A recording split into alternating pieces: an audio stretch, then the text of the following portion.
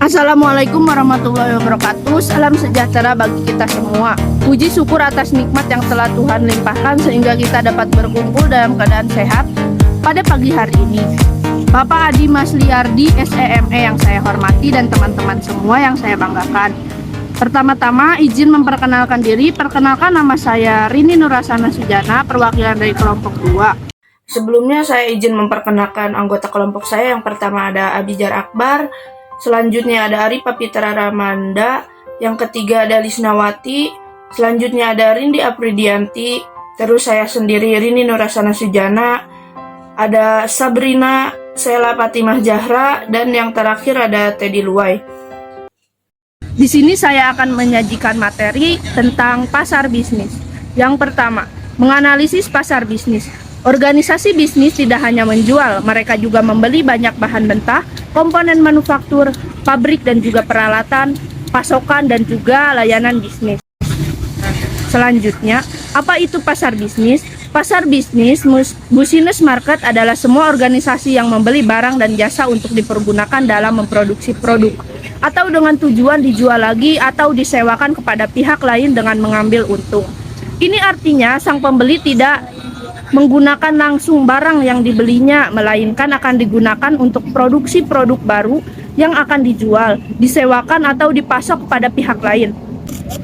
Industri utama yang membentuk adanya pasar bisnis adalah pertanian, kehutanan, perikanan, pertambangan, komunikasi, sarana umum, perbankan, dan asuransi, distribusi, dan lain sebagainya. Nah, berdasarkan pengertian dan contoh industrinya, dapat dilihat bahwa pasar bisnis adalah pasar yang besar dan melibatkan jumlah uang dan barang yang banyak. Sebagai contoh, sebuah perusahaan pembuat ban tertentu akan membeli karet dari petani besar dan peralatan penunjang lainnya. Kemudian setelah jadi, mereka akan mempasok ban tersebut kepada penjual pabrik perakit kendaraan atau kepada pengecer. Di pabrik perakit kendaraan, ban akan dipasang sehingga dihasilkan produk baru berupa kendaraan. Selanjutnya ada perbedaan pasar bisnis dan konsumen. Yang pertama dapat dilihat dari struktur pasar. Pada pasar bisnis biasanya berhubungan dengan pembeli dengan jumlah yang sedikit tetapi kapasitas besar dibandingkan dengan pasar konsumen. Yang kedua dapat dilihat dari segmentasi pasar. Pada pasar bisnis dilakukan secara bertahap dengan urutan tahapan yang sistematis. Yang ketiga dapat dilihat dari karakteristik permintaan. Berdasarkan sifat permintaan pasar bisnis termasuk turunan dari pasar konsumen. Yang keempat, tingkat hubungan pemasok dan pelanggan. Dalam pasar bisnis, hubungan antara pemasok dan pelanggan akan semakin erat karena pemasaran yang tidak banyak. Selanjutnya, sedikit lagi. Yang kelima, proses transaksi. Transaksi bersifat multi-step karena ada kebijakan, batasan, dan juga persyaratan instrumen perlu dipertimbangkan. Materi selanjutnya akan dibacakan oleh Abijar Akbar. Saya akan melanjutkan materi selanjutnya. Karakteristik pasar bisnis. Pembeli yang lebih dekat tetapi lebih besar. Pemasar bisnis biasanya berhubungan dengan pembeli yang jauh lebih sedikit tetapi jauh lebih besar dibandingkan pemasar konsumen, terutama dalam industri seperti mesin pesawat, terbang, dan senjata pertahanan. Yang kedua, hubungan pemasok pelanggan yang erat. Karena basis pelanggan yang lebih kecil serta pengaruh dan kekuatan pelanggan yang lebih besar, pemasok sering diharapkan bisa menyesuaikan penawaran merek dengan kebutuhan pelanggan bisnis secara individu. Yang ketiga, pembelian profesional. Barang-barang bisnis sering dibeli oleh agen pembelian yang sudah terlatih, yang harus mengikuti kebijakan, batasan, dan syarat pembelian organisasi mereka. Yang keempat, pengaruh pembelian berganda. Umumnya keputusan pembelian bisnis dipengaruhi oleh lebih banyak orang. Yang kelima, panggilan penjualan berganda. Satu studi yang dilakukan McGraw-Hill menemukan bahwa diperlukan 4-4,5 panggilan untuk menutup rata-rata penjualan industri. Yang keenam, permintaan turunan. Permintaan untuk barang bisnis pada dasarnya diturunkan dari permintaan barang konsumen. Yang ketujuh, permintaan inelastis. Total permintaan untuk berbagai barang dan jasa bisnis bersifat inelastis, artinya tidak banyak dipengaruhi oleh perubahan harga. Yang ke-8, permintaan yang berfluktuasi Permintaan barang dan jasa bisnis cenderung lebih tidak stabil dibandingkan permintaan barang dan jasa konsumen. Yang kesembilan, pembelian yang terkonsentrasi secara geografis. Konsentrasi produsen secara geografis membantu mengurangi biaya penjualan. Pada saat yang sama, pemasar bisnis harus mengamati perubahan regional dalam industri tertentu. Yang terakhir yaitu ke-10, pembelian langsung. Pembelian bisnis sering membeli langsung dari produsen dan tidak melalui perantara, terutama barang-barang yang rumit secara teknis atau mahal seperti komputer, mainframe, atau pesawat terbang. Saya di sini akan menjelaskan tentang perilaku pembelian bisnis. Apa itu yang dimaksud dengan pengertian perilaku pembelian bisnis? Yaitu perilaku pembelian dari organisasi yang membeli barang atau layanan yang digunakan untuk produk. Pembelian dari organisasi yang membeli barang atau layanan yang digunakan dalam produksi produk atau layanan lain atau untuk tujuan dijual kembali atau menyewakan kembali ke pihak lain untuk mendapatkan laba. Perilaku pembelian bisnis mengaku pada perilaku pembelian organisasi yang membeli barang dan jasa untuk digunakan dalam produksi produk atau jasa lain yang dijual, disewakan, atau dipasok ke pihak lain. Situasi pembelian bisa menjadi 4, yaitu yang pertama pembelian kembali modifikasi, yang kedua pembelian kembali langsung, yang ketiga tugas baru, yang keempat pembelian dan penjualan sistem. Yang pertama pembelian kembali modifikasi, yaitu pembelian ingin modifikasi spesifikasi produk, harga, kebutuhan, pengiriman, atau syarat. Pembelian kembali modifikasi biasanya melibatkan peserta tambahan dari kedua belah pihak. Yang kedua, pembelian kembali langsung. Apa itu pembelian kembali langsung? Yaitu Departemen Pembelian memesan kembali persediaan seperti persediaan kantor dan bahan kimia curah secara rutin dan membeli pemasok dari daftar yang telah disetujui. Yang ketiga, tugas baru. Apa itu tugas baru? Yaitu membeli produk atau jasa untuk pertama kalinya. Pembelian tugas baru adalah kesempatan dan tantangan terbesar pemasaran. Yang keempat, pembelian dari penjualan sistem. Banyak pembeli bisnis yang lebih suka solusi total suatu masalah dari suatu penjual. Penjualan sistem merupakan strategi pemasaran industri kunci dalam mengajukan penawaran untuk membangun proyek industri skala besar. Baik, terima kasih. Peserta proses pembelian bisnis. Yang pertama, pusat pembelian. Pusat pembelian terdiri dari sebuah individu dan kelompok yang berpartisipasi dalam proses pengambilan keputusan pembelian. 2. Pengaruh pusat pembelian. Pusat pembelian biasanya meliputi beberapa peserta yang mempunyai minat, otoritas, status, dan persuasivitas yang berbeda dan kadang-kadang kriteria keputusan yang sangat berbeda. 3. Penentuan target pusat pembelian. Untuk membidik usaha mereka dengan tepat, pemasar bisnis harus mengetahui siapa peserta utama dalam pengambilan keputusan, apa keputusan yang mereka pengaruh, sejauh apa pengaruh mereka, apa kriteria evaluasi yang mereka gunakan. Pemasar bisnis tidak selalu persis jenis dinamika kelompok yang terjadi sepanjang proses pengambilan keputusan. Meskipun informasi apapun yang dapat diperoleh tentang faktor kepribadian dan antar pribadi akan bermanfaat. 4. Persepsi Departemen Pembelian. Di masa lalu, Departemen Pembelian menduduki posisi yang rendah dalam hierarki manajemen.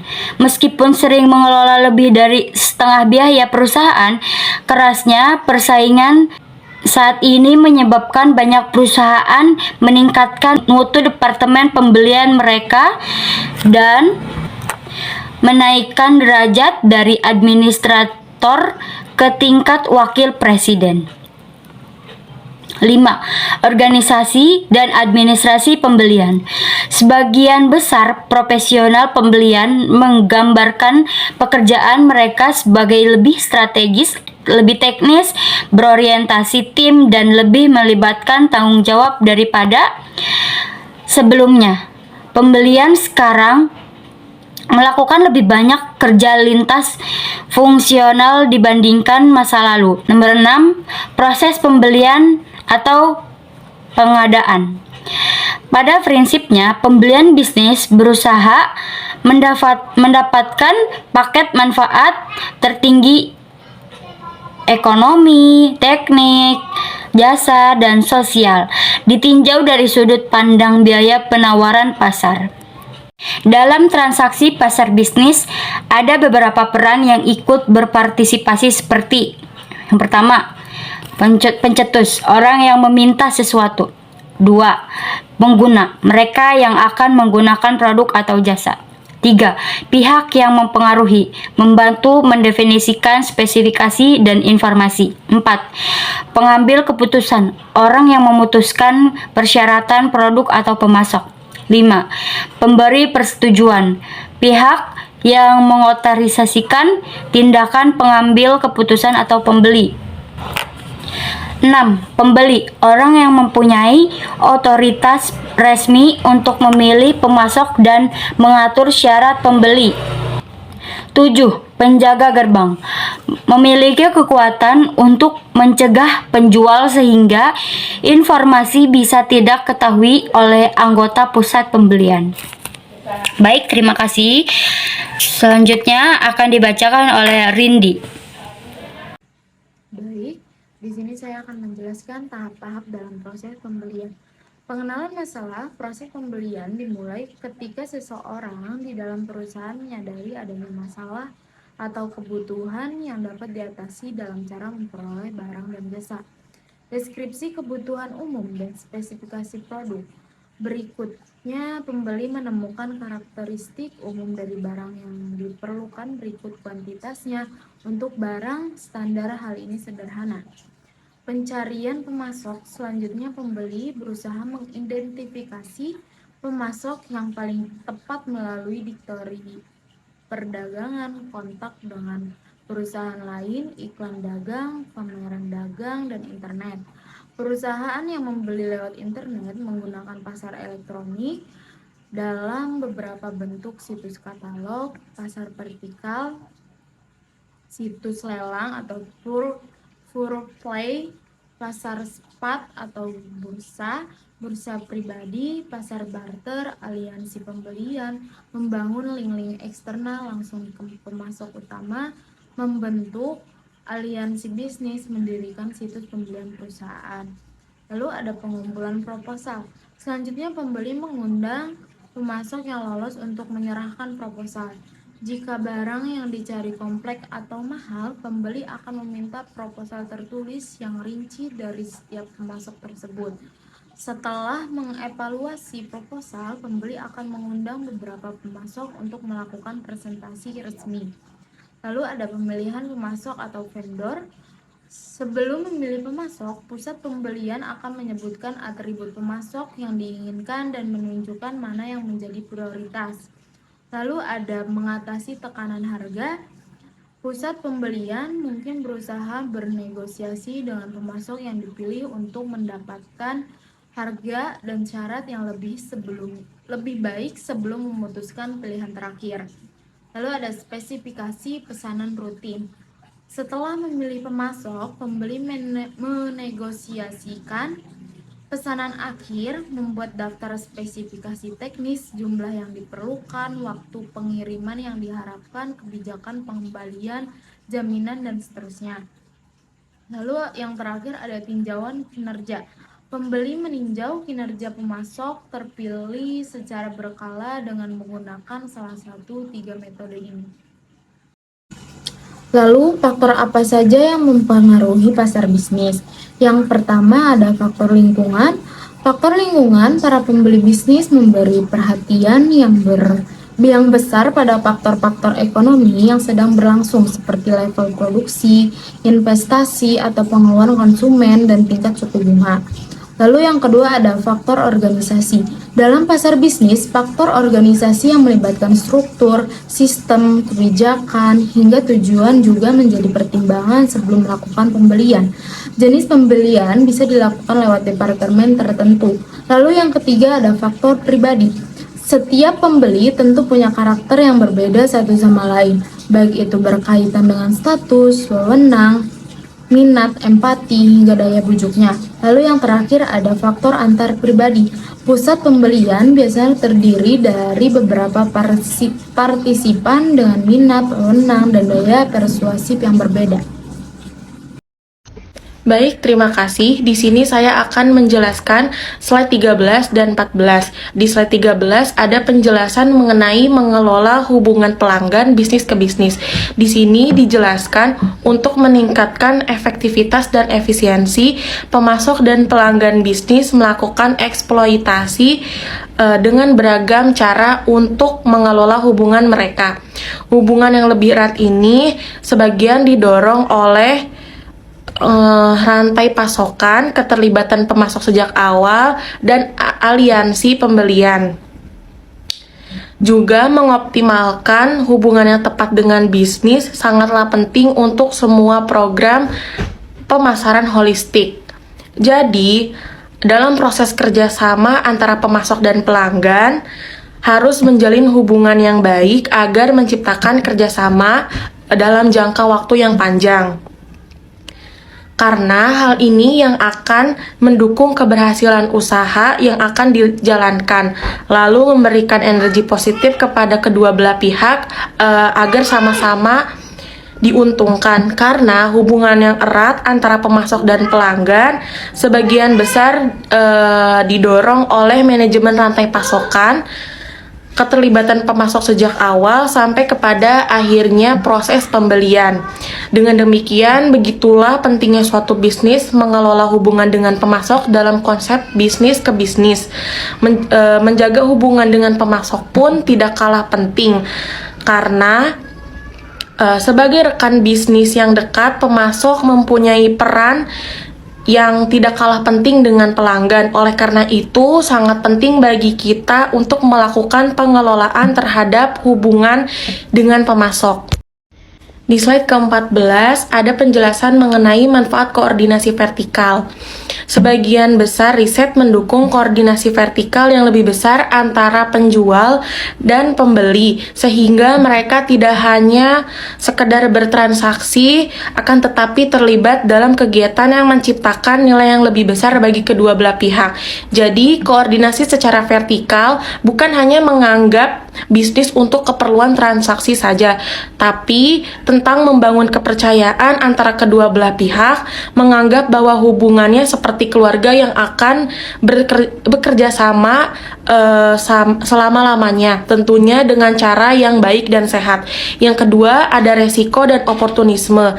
Para peneliti melihat bahwa upaya membangun hubungan pelanggan dan pemasok akan menciptakan ketegangan antara penjagaan, keamanan, dan adaptasi. Karena oportunisme menjadi masalah karena perusahaan harus mendedikasikan sumber daya untuk pengendalian dan pengawasan yang sebenarnya dapat dialokasikan untuk tujuan yang lebih produktif.